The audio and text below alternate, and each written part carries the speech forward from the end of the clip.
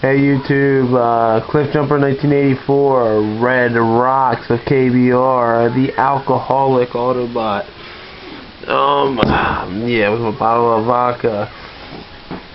Let's do something different today. Let's chat Transformers. Trying to hop into the mythological sense of the Transformers and stuff like that with the things. Well, the questions everybody thinks about that aren't plainly out there and stuff like that. We're going to focus today on Brawn. As the Generation 1 character, mainly cartoon. Of course, as you see, we have the Generation 1 figure and the Legends figure. The Generation 1 figure I have is with the two-piece face that's constructed of the two pieces. I guess I don't want to do the same review of the figure. Everyone says what he is, what he does. I'm just going to focus on why I really like the character. He always proved to the other Transformers that he was even though he was one of the smaller Transformers, a Microbot, of course, he pushed the other Transformers around for their size and always showed that his brawn was more, was better than the brain or the intelligence. A lot of the classical moments that I remember is in,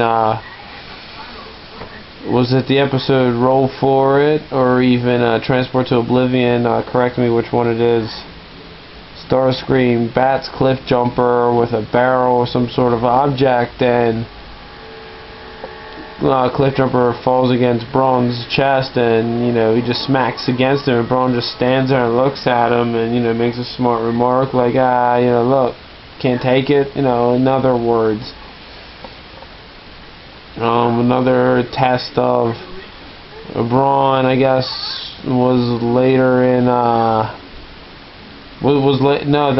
episode would have been Transport to Oblivion, because Roll For It, after Megatron will get the antimatter formula and the Autobots will try and rebel, after Chip and Spike will use their little tag team method with the invention Wheeljack was made to confuse Skywarp. Brawn then, after Megatron was in the hands of Starscream, Brawn would throw Optimus Prime in 18-wheeler mode at Starscream, knocking Megatron in pistol mode, gun mode, whatever, off of Starscream's hand. Which basically brings up one of the questions at the end of my video I want to do.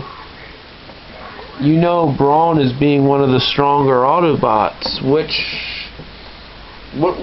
top 5 Autobots would you rank as the strongest? And in your opinion, I'm not saying whose opinion, anything. Oh my god, I guess Brawn. Well, whose opinion, what opinion?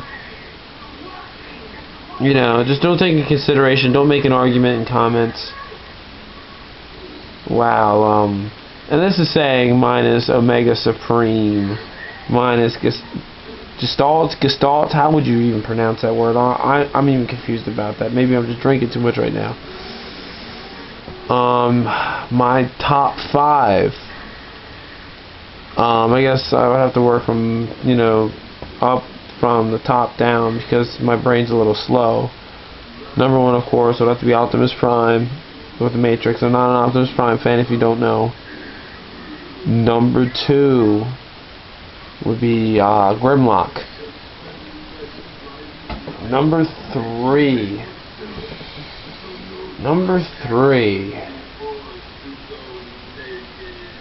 See, Brawn's going to be in my top 5, and I want to say Brawn's 3. Brawn is 3, and this is what's staying in Generation 1 without going through Headmasters and all that, and anything past there. And I want to say Ironhide, maybe 4 or 5, and then I'd have to think of one who would try and fight with that other spot. Ironhide being my 4th or 5th, my favorite character. I guess Huffer. wasn't Huffer known for being a very strong Autobot? So I would say Optimus Prime, Grimlock, Brawn, Huffer, and Ironhide.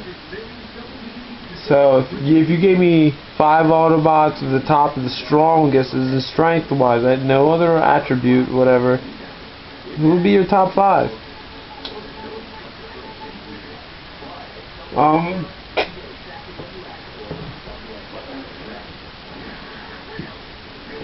Obviously with the figure itself, we have Legends Brawn here to your left, and Generation 1 Brawn to your right.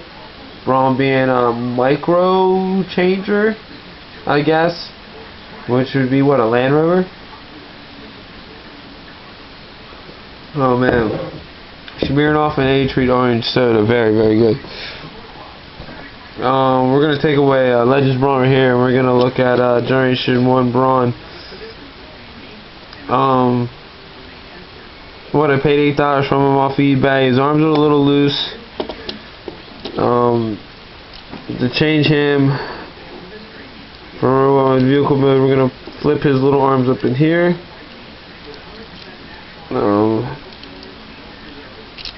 we're gonna flip his arms back here as so. His legs are gonna flip up to the front on both sides, and we're gonna push these sides in. Nice Autobot insignia right there with the wheels, gas tanks back in there.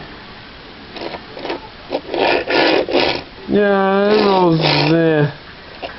I mean, what, this one's what, an 85 vehicle? Sides aren't exactly in. You gotta push these arms in to get them a little closer in. Like I said, I really like the vehicle mode. The robot mode really does not match what the cartoon mode is. I simply love the cartoon character version of him. His attitude and everything is. I wish it would have left him longer. Legends Brawn, or Universe Legends Brawn, looks really close to the cartoon character. It's a really good model. Easy transformation. You're gonna take it from the side, flip his arms up like so, flip it back. You're gonna pull his legs up like so. Same with the other side. Flip his leg up. Pull his arm up.